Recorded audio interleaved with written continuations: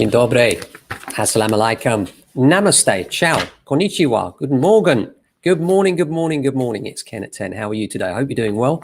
Here we are again, Thursday. Gosh, this week's flown by, hasn't it? Friday, my favorite day tomorrow. Weather here in SW16 is grey and overcast. Looks like it's about to rain, really. And it seems like I'm on repeat with that phrase, doesn't it? It just keeps coming up time and time again. A few things for you today. Somebody's asked me to repeat the quote of the week, which I'm happy to do. In fact, maybe I should do that every day because it's a lovely motivational phrase. Stand by for that at the end. A few things going on. I got the Zoopla report through today. Oh, sorry, if you haven't been here before, welcome. Thanks for joining us. We're live from our offices in Southwest London. My name is Ken, hence it's Ken at 10, and we are James Alexander Estate Agents. We sell and let properties in Norbury, which is a Zone 3 area between Streatham and Croydon. And so thank you to all of those of our regular watchers and listeners, and thank you if you're new. You're very welcome. Please stay, like and share. A few things today. Zoopla have just sent me through their latest report, statistic report on the UK housing market, and they say, and I quote, "The strong bounce in demand seen at the start of the year has been further boosted by increased numbers of first-time buyers active in the market." And that's interesting because that echoes another headline we're about to come on in all the national newspapers in a moment. But this is from Zoopla. First-time buyers have no property to sell, so their increased activity in the market is further pushing up buyer demand ahead of supply. Certainly, supply is an issue right now, and I'll come on to why a little bit later. Home movers have also remained active in the market since the turn of the year, despite little or no expectation of beating the stamp duty holiday. Of course, this was written prior to the announcements in the Times that it looks like we're going to get an extension, which would be great news for the market. And it says that more than 200,000 buyers have agreed a sale should be guaranteed to make the savings if it's extended. And I think it's even more than that, because I think what we're going to see is an increase in levels of activity from people who realize that they can now take advantage of this for the spring. And that's the traditional big selling season for us. So I think we're going to see huge growth in the market, and we're going to be ran off our feet busy once again. But are we making a new problem for ourselves further down the road? That's the big question, isn't it? So, you know, if we extend this now, come June when they end the stamp duty holiday again, what happens then? Are we at another cliff edge, or do we extend it again? Or, as I believe, is the problem that stamp duty is an inherently unfair tax? And the reason people are moving is for the first time, yes, they see the savings, and that's very significant for most families, but also the unfairness of a tax that really shouldn't be there.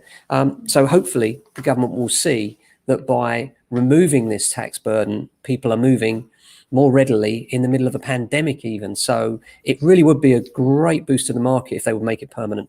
I've said many times I don't see this happening. Why? Because it's the easiest tax in the world to collect. The government do absolutely nothing for it. Solicitors just collect the money and pay it straight onto them. So there's literally nothing for them to do. Articles today in the Independent, the Eye and the Times and the Sun. First-time buyers returning to housing market. This really echoes what we just heard from the Zoopla report.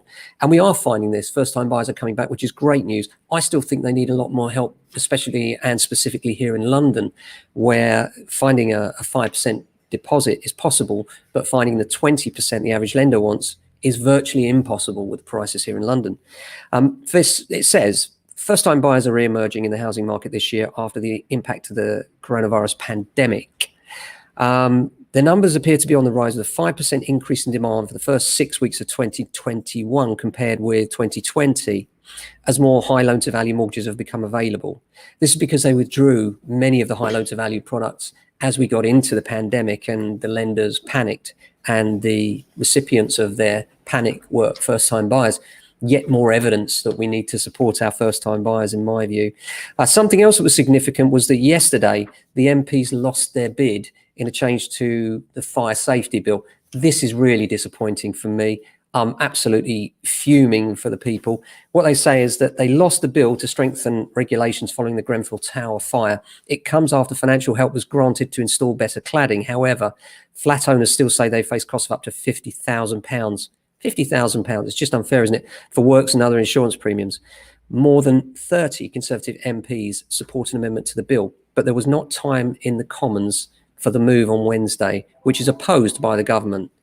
It said it was preparing fuller plans to help those with large costs to go to a vote. But another amendment calling for a ban on freeholders passing fire safety improvement costs onto leaseholders did go to a vote, and was beaten.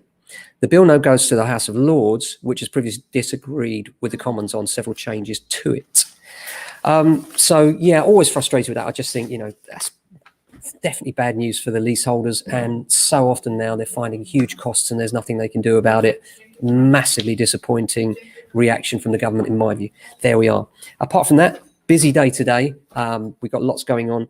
Few valuations, not as many as I'd like to see, but I do suspect that as we get the news released and people begin to realize that they have the opportunity of moving stamp duty free this spring, it should make a massive difference to the market, especially as the weather starts to ease. I mean, every day now we seem to get a couple more, a few more minutes in the morning and a few more minutes in the evening, don't we? And that sun's coming through. Saw some daffodils this morning in the garden, and we got that chink of light with the vaccine as well. So I think we could see a real bounce on feel-good factor, and that's going to be lovely.